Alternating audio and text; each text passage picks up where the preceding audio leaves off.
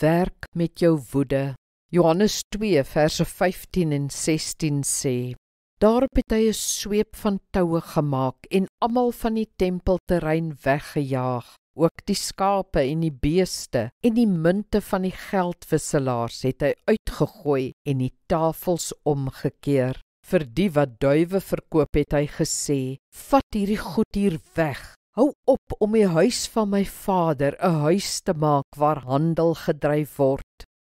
Woede, soos al ons emosies, is wesenlik neutraal. Dis aan ons gegee om ons te beskerm teen gevaar. Hoe ons met ons woede werk, kan egter skadelik wees vir onsself en vir ander. Ons moet ons woede dus reg bestuur.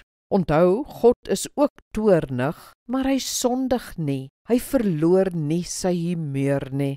God se heilige toorn is gerig teen onreg en sonde en bedoel om die wêreld reg te maak, te herstel.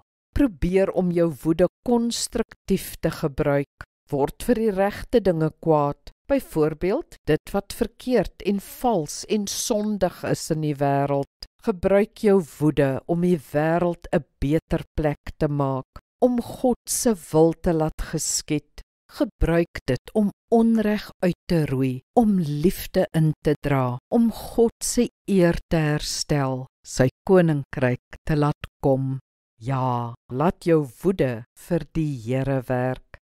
Kom ons bid saam. Hemelse Vader, help my om kwaad te word om die regte redes. Help my om reg kwaad te word, sodat my woede nie verspil word nie, maar bydra tot u goeie doel, naamlik om die wêreld te red. Amen. Die Here seën jou.